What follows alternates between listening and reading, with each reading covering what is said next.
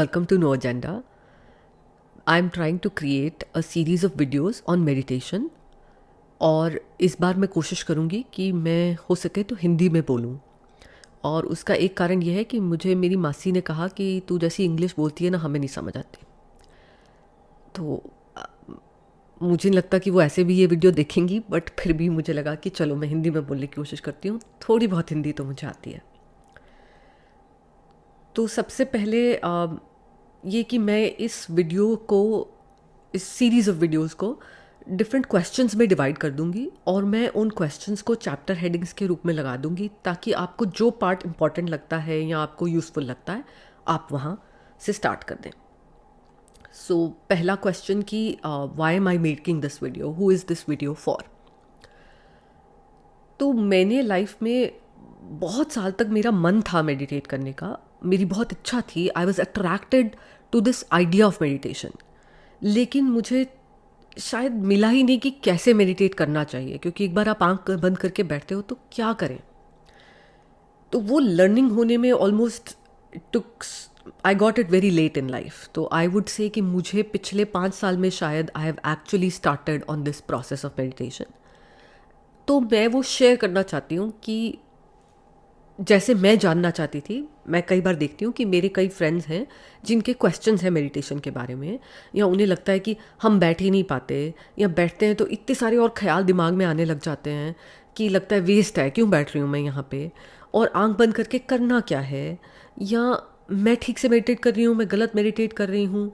इस तरह के क्वेश्चंस आते हैं, या मैं कहाँ से जाके सीखूँ मेडिटेशन, ये कुछ बातें मन में आती हैं। तो मैं अपनी जर्नी या जो मैंने सीखा है वो शेयर करने की भावना से ये वीडियो बना रही हूँ। ये कहने के बाद ये कहना ज़रूरी है कि मैं मेडिटेशन की टीचर नहीं हूँ।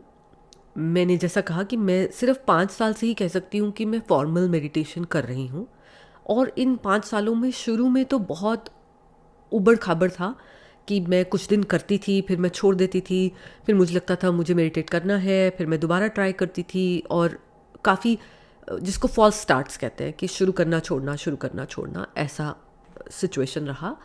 और पिछला 1 साल से, अब आई वुड से शायद जनवरी 2021 से मैं बहुत रेगुलरली कर पाई। तो I have created a practice where मैं एटलीस्ट ऑन एन एवरेज दिन का 1 घंटा मेडिटेट कर रही हूँ।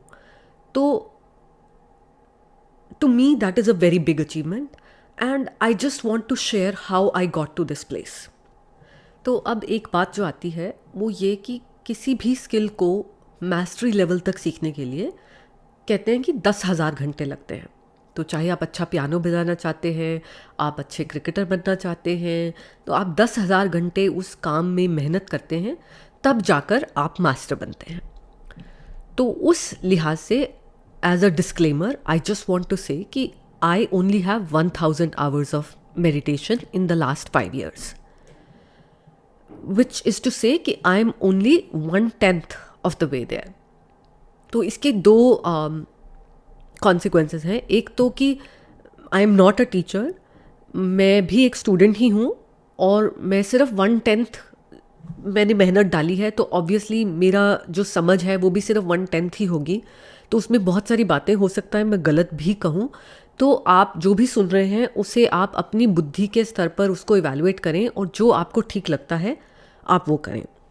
दूसरा बात यह है कि क्योंकि अभी मेरी शुरुआत ही है, तो शायद मैं अभी भी उन प्रॉब्लम से डील कर रही हूँ जो अगर आप शुरू करना चाहते हो तो आप डील कर रहे हो। तो शायद I can suggest some ideas, because हो सकता है जब आप बहुत देर तक कोई काम करते रहो तो आप भूल जाते हो कि शुरू में कैसी प्रॉब्लम्स आती थी। So in that sense I am still in the beginning, so may be we can relate to each other, and if you are trying to start, शायद I might say something that is more relevant to you in that sense. और शायद एक तीसरी बात कि अगर सिर्फ इतना सा करने से भी मुझे लगता है कि मुझे बहुत फ़ायदा हुआ, बिकॉज मैं जब देखती हूँ कि इससे पहले मैं जिन बातों पे बहुत परेशान होती थी या जिस तरह की सफरिंग मैं अपने लिए क्रिएट कर रही थी, वो कुछ तो कम होनी शुरू हो गई है, टू द पॉइंट कि मुझे इस पाथ पर कॉन्फिडेंस आने लग गया है। तो हमें किसी चीज़ पर कॉन्फिडेंस तभी आता है कि जब हम उसे ट्राई करते हैं और फिर जैसा हम रिज़ल्ट सोच रहे थे वो एक्चुअल में वैसा रिज़ल्ट देने लगती है, तो हमारा कॉन्फिडेंस बढ़ने लगता है. तो I have started developing some confidence on this, and अगर इतना करने से फ़ायदा है तो आगे भी करने से फ़ायदा ही होगा. तो शुरू करते हैं.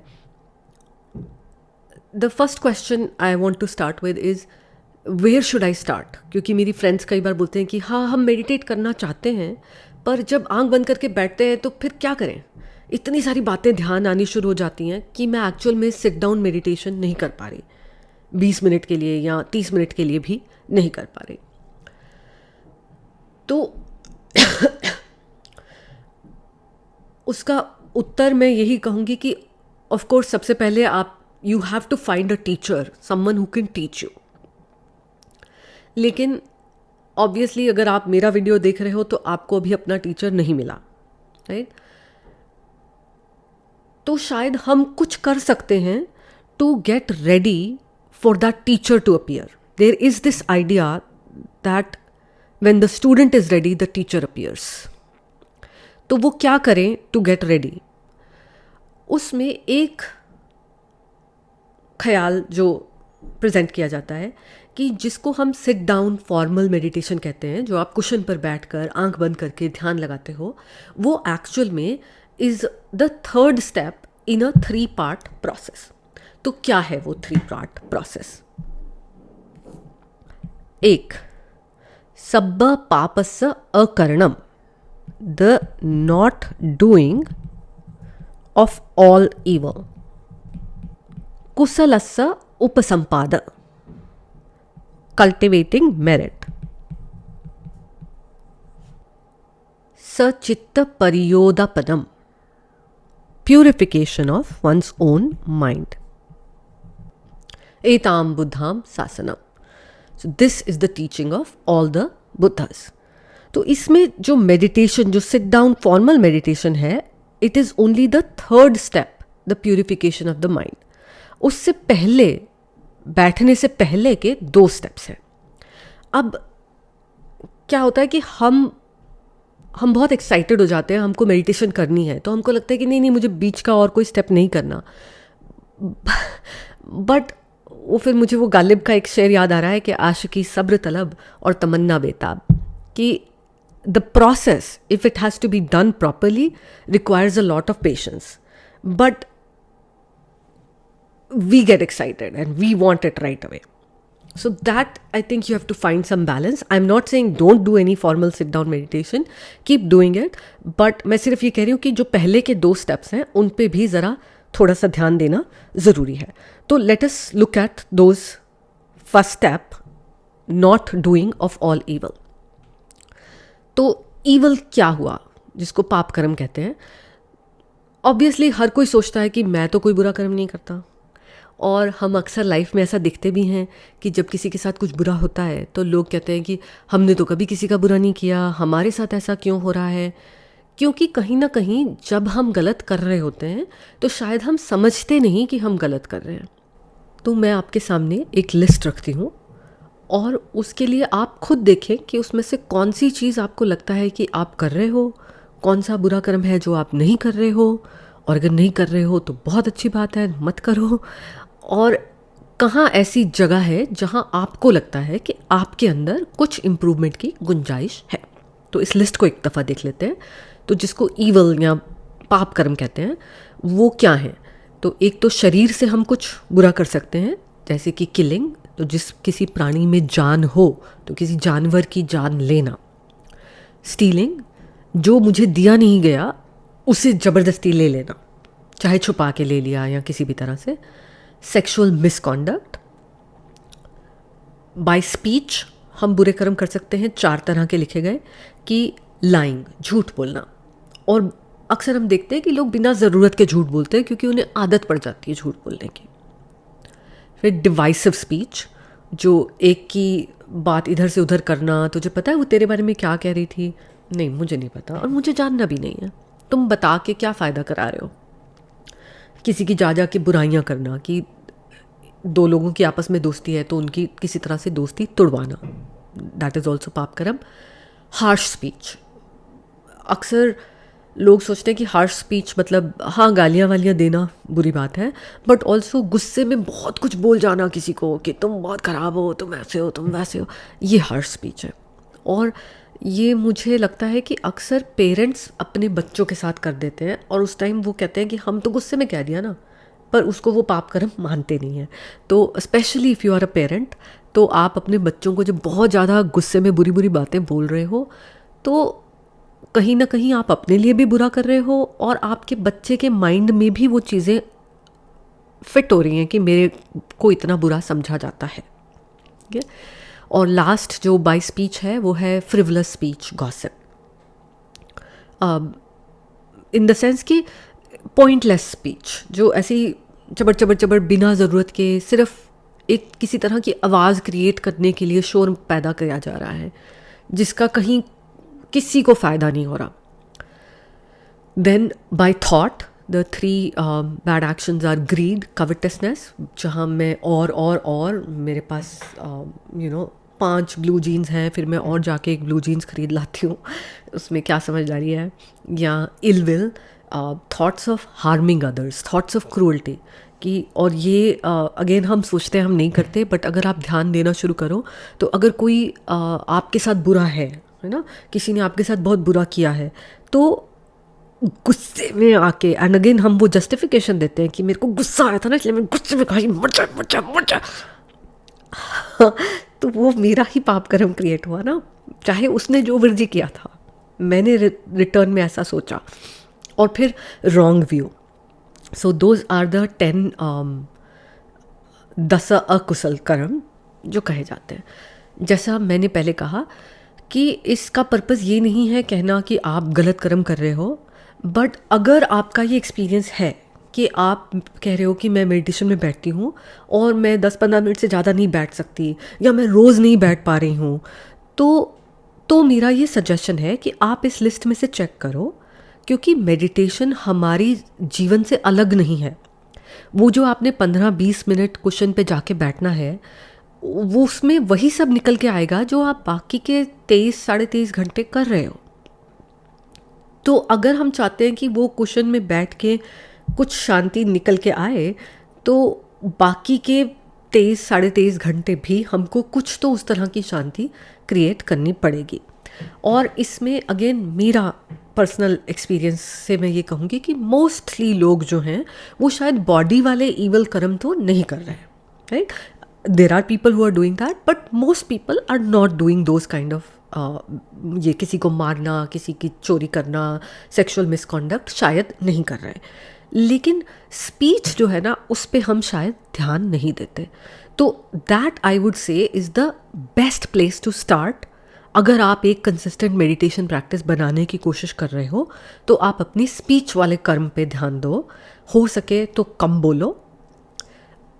आप नोट करना शुरू करो आपके मुंह से गलत स्पीच कब निकल रही है, और ऐसा होगा धीरे धीरे, जितना आप ध्यान देना शुरू करोगे आपको अपनी गलतियां ज़्यादा से ज़्यादा नज़र आनी शुरू होंगी। ये आपको खुद अपने में देखना है कि मुझे कहाँ पे काम शुरू करना है।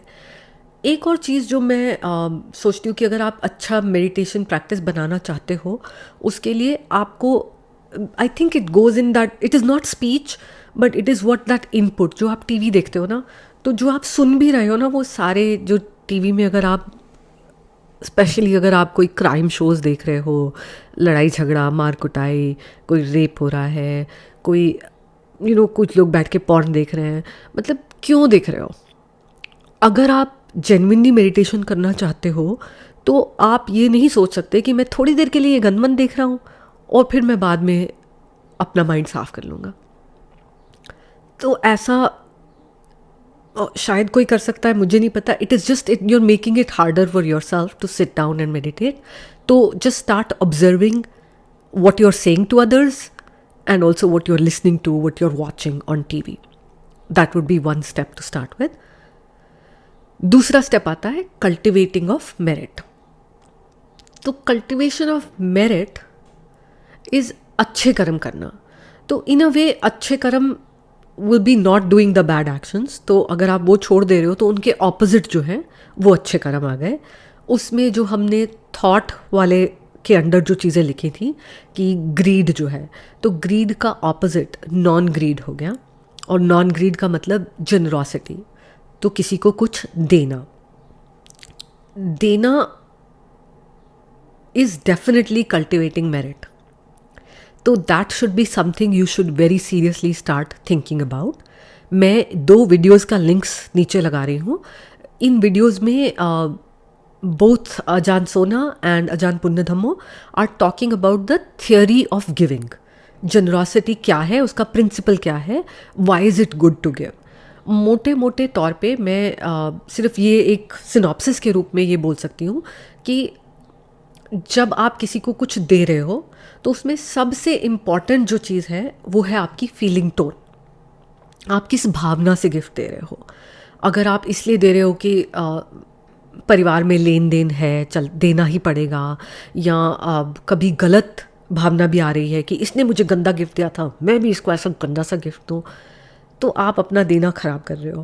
राइट. इससे अच्छा आप, जो मैं नहीं कह रही कि आप बहुत बढ़िया कोई गिफ्ट खरीद के किसी को दो, बट जो भी जितना भी आप अफोर्ड कर सकते हो, जो आपकी नज़र में अच्छा गिफ्ट है, वो गिफ्ट आप दो. गिफ्ट देते हुए आप कोई अच्छी भावना मन में ला के गिफ्ट दो कि इस गिफ्ट को आप जिसको दे रहे हो वो एंजॉय कर सके, उनका भला हो, वो गुड हेल्थ में उसको यूज़ करें. और अगर आप कुछ पुरानी चीज़ ना दो तो ज़्यादा अच्छा है. और स्पेशली अगर पुराना दे रहे हो तो एटलीस्ट ओपनली एक्नॉलेज करके दो कि मैं ये पुरानी चीज़ आपको दे रही हूँ, अगर आपके काम आती है तो आप ले लो. और पुराना देने से एक और बात आती है कि giving with your own hands. तो अब आई लिव इन कनाडा और यहाँ पे साल्वेशन आर्मी और कई सारी जगहें होती हैं जहाँ पे आप डोनेशन कर सकते हो, बट उसको वो देख के कभी कभी मन ख़राब होता है बहुत ज़्यादा कि लोग ऐसे ना गार्बेज बैग्स में वो कचरे की तरह उसको फेंक के जा रहे हैं. तो वो ठीक तरीका नहीं है देने का. हाँ, अगर कोई ऑप्शन नहीं है तो आपने एक गार्बेज बैग में सामान डाला है, बट कम से कम आप उसे अच्छे से धो के प्रेस करके उसको एटलीस्ट रखते हुए दोनों हाथों से जहाँ भी वो डोनेशन की जगह है वहाँ पे उसको रख दें. और टूटी हुई चीज़ें, घर का कंडम, बेकार सामान, मैंने देखा है यहाँ पे ड्राइव्स होती हैं कि जिनमें मतलब ऐसे गंद बंद इकट्ठा करके वो कह रहे हैं ਅਸੀਂ दे रहे हैं, और फिर बड़ी फ़ोटोएं खींच रहे हैं अपनी कि हम ये डोनेशन ड्राइव में गए थे जी, हमने ये शेल्टर को दिया. तो वो देना ठीक, आप उसमें आप मेरिट कल्टिवेट नहीं कर रहे हो. राइट. और एक लास्ट बात जो मुझे लगती है देने में, वो ये है कि कभी कभी ना मन में ऐसा विचार आता है कि कोई मेरे फ्रेंड है, कोई मेरा रिश्तेदार है, उसको कि मैं ये चीज़ दूँ, और फिर जब तक वो विचार आता है और जब तक हम एक्चुअल में जाके दे पाते हैं, उसके बीच के लैग पे कभी कभी उससे हमारी कोई लड़ाई हो जाती है, या वो कोई हमें ऐसी गंदी बात बोल देते हैं जो हमें लगता है अच्छा इसको नहीं देना इतना. या स्पेशली जो कोई आपके लिए काम करता है उसके साथ ये हो जाता है कि वो आपके लिए काम करता है, आप सोचते हो अच्छा इसने अच्छा काम किया है, मैं इसको ये दूंगी, और फिर वो अगले दिन बुरा काम कर देता है, इसको कुछ नहीं देना. ये गलत आता है. जब कहीं आपके मन में ऐसा विचार आए कि मैं किसी को कोई चीज़ दूँ, तो वो आप उस पर अगर आप थोड़ा ध्यान देना शुरू कर दो, और फिर अब उसके बाद वो प्राणी जो भी कुछ कर रहा है अच्छा बुरा, उसको इग्नोर करके जो आपका ओरिजिनल थॉट था कि मैंने इसको ये देना है, वो आप ज़रूर दो.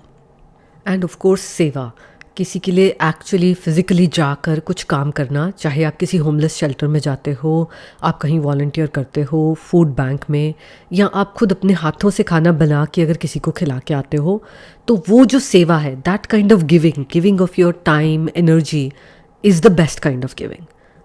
सो look at all of those and see where you can start in that respect. So that's kind of my synopsis on giving. Cultivating merit, the other part would be to not have ill will, and to not have ill will is can be learned by doing metta meditation. So I will send resources about that later.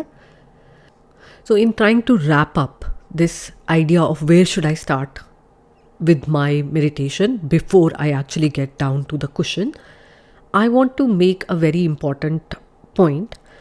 In my personal life, मैं जिन लोगों को जानती हूँ उनमें बहुत सारे ऐसे लोग हैं जिनकी लाइफ में, हाँ, वो मेडिटेशन करना चाहते हैं, पर उनको लगता है कि वो मेडिटेशन इसलिए नहीं कर सकते क्योंकि उनकी लाइफ में कोई बहुत सीरियस एक्सट्रीम स्ट्रेसफुल सिचुएशंस चल रही हैं. राइट?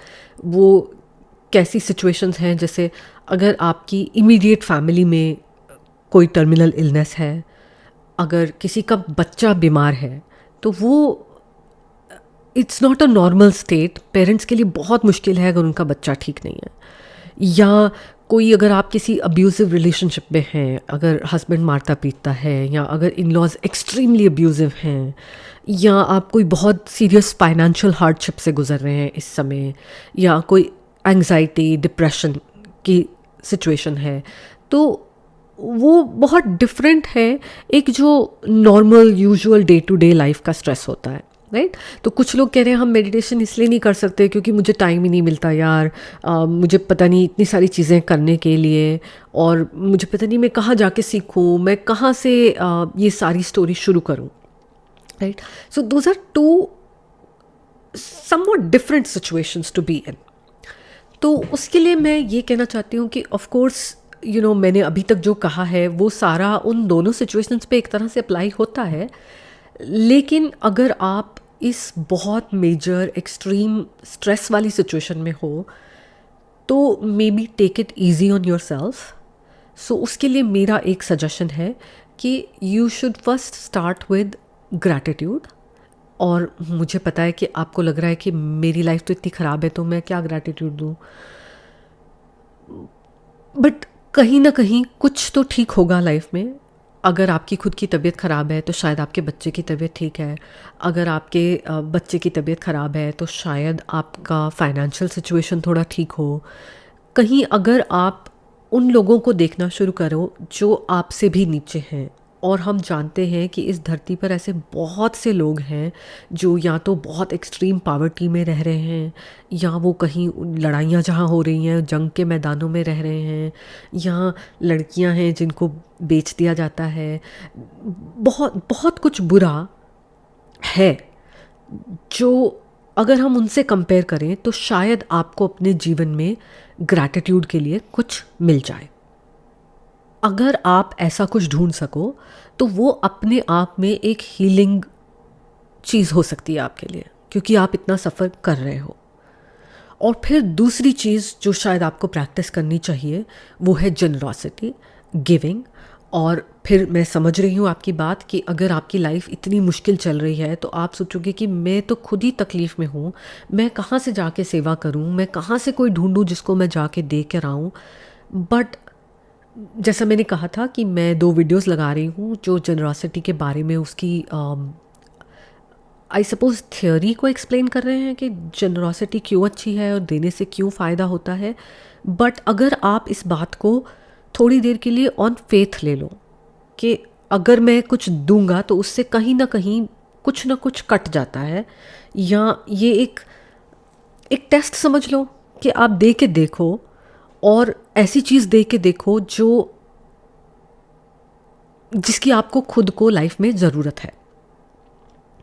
मुझे एक पिक्चर थी, आई थिंक उसका नाम साथी है, राजेंद्र कुमार वैजंती माला की पिक्चर थी, और उसमें वैजंती माला राजेंद्र कुमार से एक बहुत खूबसूरत डायलॉग कहा उन्होंने कि जितना मुझे याद है कि यदि सुख पाना आपके नसीब में नहीं है तो क्या सुख देना भी आपके भाग में नहीं है। तो हो सकता है लाइफ में कभी कोई कंफर्ट आपको नहीं मिल रहा है ना, आप बहुत एक्सट्रीम स्ट्रेस में हो, आपको नींद नहीं आती रात में, तो शायद उस टाइम पे आपके लिए अच्छा है कि आप जाकर तकिए, रजाइयाँ, होमलेस शेल्टर में सोने का सामान देख सको, या कुछ भी जो भी आपकी पर्टिकुलर सिचुएशन चल रही है लाइफ में। अगर आप जो आपको नहीं मिल रहा वो आप किसी और को अगर दे सको तो हो सकता है कि उस चीज़ के आप तक पहुंचने का रास्ता भी खुल सके। ये again this is just my suggestion because I see people who are suffering.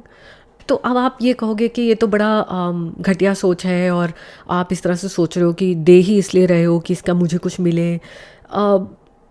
हाँ, मतलब मैं वो सब objections, I understand all those objections and I have thought about all those objections, but I am just saying आप already इतना suffer कर रहे हो।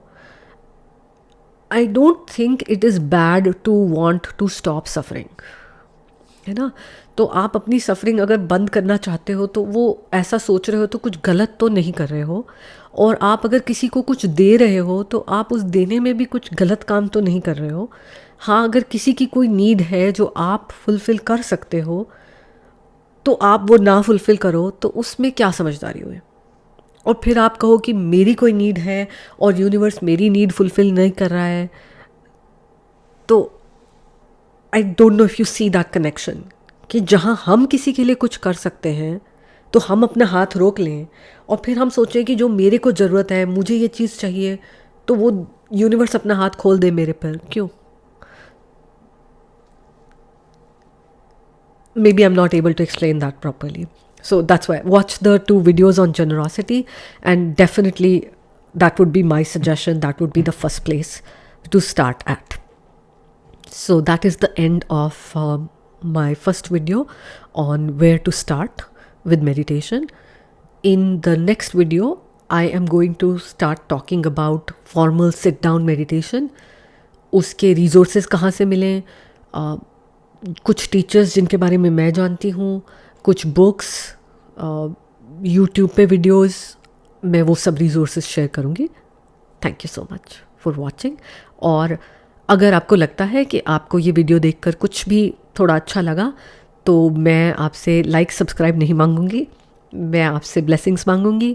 Please give me your blessings. May I grow in wisdom, may I find my teachers, and may I hear what I need to hear for my progress.